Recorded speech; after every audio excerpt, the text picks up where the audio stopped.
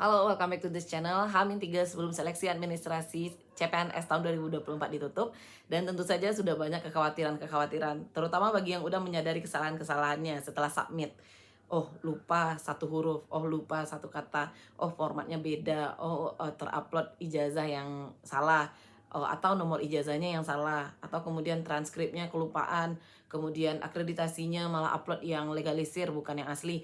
Banyak banget tipe-tipe kesalahan karena memang ya secara manusiawi walaupun mungkin udah diperiksa secara detail ada satu dua bagian yang missing gitu ya. Dan itu membuat kita aduh galau banget gitu. Dan ketika kita lihat di Instagram BKN itu pelamar saat ini udah lebih dari 2 jutaan, luar biasa. Dan yang tidak memenuhi syarat dari instansi yang tidak verif ya berarti itu ada 73.705. Nah teman-teman nih worry banget ketika keluar berita ini, kira-kira aku masuk dalam 73.000 atau enggak ya. Kita berdoa ya semuanya enggak, yang menonton video ini mudah-mudahan enggak. Tapi ada hal yang memang perlu realization gitu daripada denial terus. Karena aku tahu banget teman-teman pasti ngomen di semua YouTube yang berkaitan dengan kegagalan-kegagalan administrasi. Untuk mencari pembenaran, ini aku nggak pasti lulus ya atau pasti nggak lulus ya gitu. Karena mungkin beberapa ada yang ingin melanjutkan kehidupannya, nggak lagi fokus ke PNS. Yang lain lagi mungkin mau mencoba kesempatan lain dan nggak mau lagi fokus ke PNS. Tapi karena ini masih ngegantung hasilnya, ya itu bikin teman-teman worry banget. Nah, saran aku yang pertama, kita udah ada timeline ya. Kita udah ada timeline dan hasilnya pasti akan keluar di tanggal yang telah ditentukan. Nah, jeda waktu antara sekarang udah selesai submit dengan waktu untuk hasil keluar itu masih ada banget. Nah, untuk teman-teman yang mau mencoba opportunity lain silahkan aja, kecuali menerima pekerjaan dari tempat lain yang mungkin sifatnya sangat terikat ya. Karena ini hasilnya bentar lagi kok, harus kita tunggu dulu gitu. Nah, bagi teman-teman yang mungkin sedang bekerja itu nggak usah digalauin, fokus ke pekerjaannya. Aku tahu susah banget, tapi bagaimanapun kegalauan-kegalauan yang kita ikutin, worry yang kita ikutin itu nggak ada artinya karena toh nanti hasilnya akan tergantung kepada verifikator. Nah, aku kasih tahu satu kali lagi, PNS manapun, terutama yang nggak di BKD ya kerjanya, yang bukan di bagian itu gitu ya. Kemudian orang-orang yang membuat YouTube tentang PNS dan kegagalan administrasi, itu kita hanya berbagi pengalaman-pengalaman dari orang sekitar. Jadi misalnya nih di sekitar kita dulu pernah melakukan kesalahan ini, terus teman-teman nanya kebetulan yang sama, nah itu kita bisa ngasih tahu. Tapi kalau apa yang ada di kepala verifikator itu kita nggak bisa kasih tahu teman-teman gitu, karena kita juga nggak tahu standarnya seperti apa. Mereka udah bilang lengkap, nah kalau ada kesalahan sedikit dan banyak, fatal atau tidaknya itu kita tidak tahu mana yang akan lolos, mana yang akan enggak gitu. Kita cuma bisa memprediksi ini kira-kira bakalan lolos nggak ya karena kesalahannya itu benar-benar minor banget, atau ini bakalan nggak lolos nggak ya karena kesalahannya fatal banget. Kita cuma bisa memperkirakan. Jadi nggak usah terlalu happy atau terlalu sedih ketika ada jawaban-jawaban dari YouTuber dan segala macamnya. Karena tuh pada hasil akhirnya itu tergantung pada verifikator. Dulu banget aku pernah juga pengalaman kan disuruh untuk ngupload sertifikat akreditasi ya. Nah, aku bingung nih, prodi atau institusi karena nggak disebutin. Ada temen yang upload institusi, ada yang upload prodi dan sebagainya macamnya kayak gitu ya.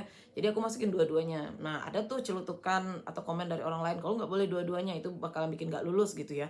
Nah, aku galau banget tuh dari proses submit sampai hasil keluar. Itu waktunya itu yang lumayan panjang itu terbuang sia-sia. Andai saja waktu itu aku manfaatin untuk belajar SKD atau SKB. Nah, mungkin akan lebih baik lagi hasil SKD atau SKB aku yang lalu gitu.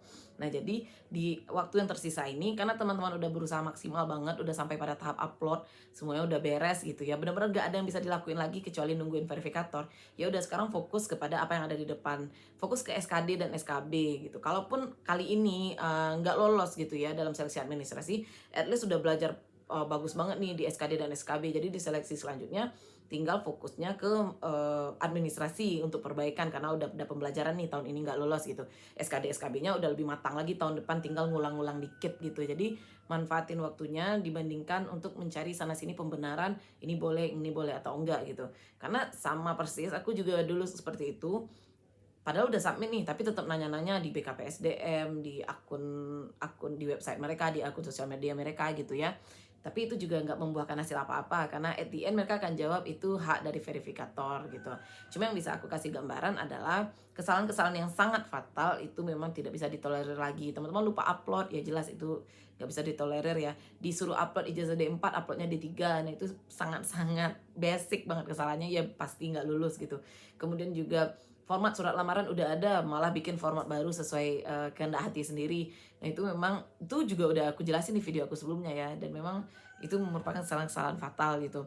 Kemudian juga pengisian data diri yang nggak tepat gitu ya, itu sangat berpengaruh sekali. Tapi kalau misalnya ada nih yang DM kelupaan satu huruf, misalnya nama daerahnya itu sama kayak aku, Payakumbuh, terus A-nya tinggal jadi Payakumbuh gitu ya. Menurut aku itu nggak fatal dan kayaknya itu it's okay, nggak masalah gitu. Jadi ya jangan fokus ke satu huruf itu, sibuk aja belajar SKD dan SKB. Atau ada kesalahan-kesalahan lain, misalnya di lampiran masih ada tulisan lampirannya Kak gitu ya. Aku rasanya dulu juga masih ada deh tulisan lampirannya. Dan alhamdulillah sih saat ini udah lulus ya gitu.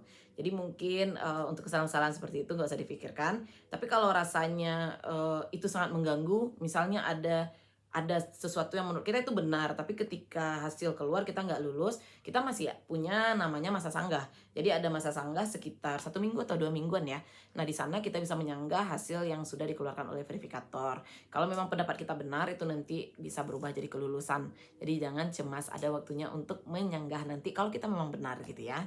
Nah sekian dulu, mudah-mudahan teman-teman semuanya bisa sekarang lebih mindful lagi, lebih fokus lagi ke SKD-nya, karena akan lebih banyak penyesalan ke depannya kalau misalnya nggak belajar SKD dengan optimal. Soal-soal yang dikeluarkan itu kita sebaiknya lebih terbiasa lagi, entah itu SKD atau SKB, terutama SKB D4 atau S1.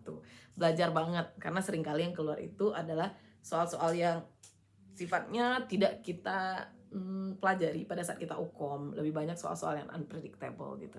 Nah semangat semuanya, semoga sukses dan bergabung di barisan ASN pada tahun 2024 ini. Terima kasih.